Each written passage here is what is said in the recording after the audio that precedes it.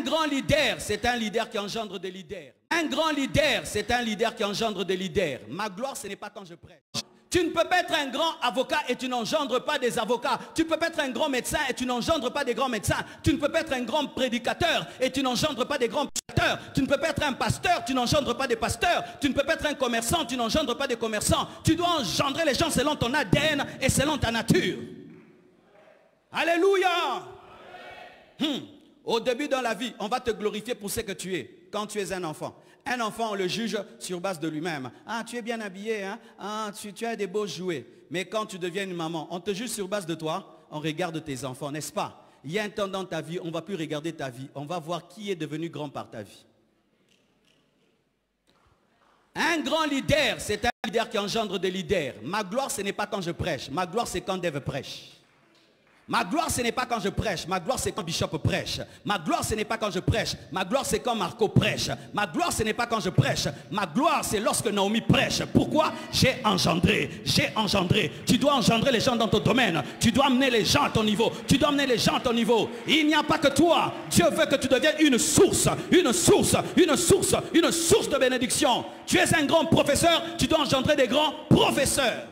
Si tu n'engendres pas, tu voleras les enfants d'autrui. Alléluia. Tu dois engendrer. Et quand on engendre, le sang coule, la force part. Vous savez, si je n'avais pas ouvert des extensions, on n'aurait pas de place ici, ça allait éclater. Mais quand on ouvre des extensions, il y a toujours 5. Hein? Moi, je reste à Lemba. Hein? Moi, je reste à Massina. Et certains partent. Et j'accepte. Pourquoi? Parce que tu ne peux pas être grand. Tu ne peux pas enfanter sans perdre le sang, sans perdre la force. Tu ne peux pas. Toi qui refuses que les gens deviennent la source de bénédiction, lors de ta faiblesse, tu seras seul. Donne-moi la main que je parle.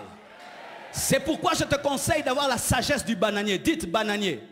Le bananier, quand il pousse avec des petits à côté. Il pousse et il met des petits. Il pousse avec des petits. Et lorsqu'il s'affaiblit, il est tenu par les petits bananiers. Pousse, mais pas seul. Pousse, mais avec les autres. Jésus, quand il est venu sur la terre, même s'il pouvait être lui-même, il a pris Pierre, il a pris Matthieu, il a pris Jean. Le jour qu'il est mort, il est ressuscité. Et il ne pouvait pas prêcher le jour de la Pentecôte. Qui est venu prêcher? C'est Pierre qui a prêché le jour de la Pentecôte. Ce n'est pas Jésus. Pourquoi?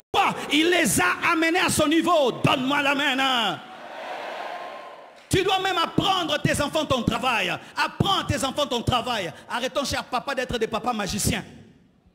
Oui, au Congo, on élève les enfants comme des magiciens.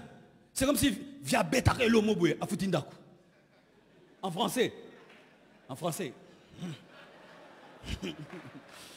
Ah, il faut vraiment... Que Dieu nous donne une technologie, quand tu parles en lingala, maman est interprété. Alors, vous pouvez être à 7, vous étudiez tous à Massamba. Tu te demandes, papa fait comment pour vous faire...